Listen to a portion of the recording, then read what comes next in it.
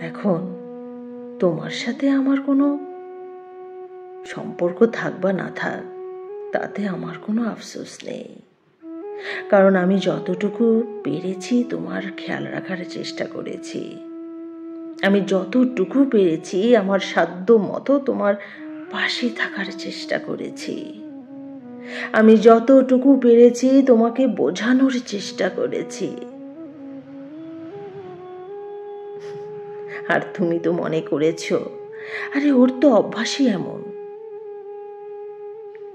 তাই তো একটা কথা সবসময় মনে রেখো, যে মানুষগুলো মন প্রাণ উজাড় করে ভালোবাসতে পারে, তারা অতিরিক্ত কষ্ট, অবহেলা ও অসম্মানের কারণে সারা জীবনের জন্য হারিয়ে যেতেও পারে।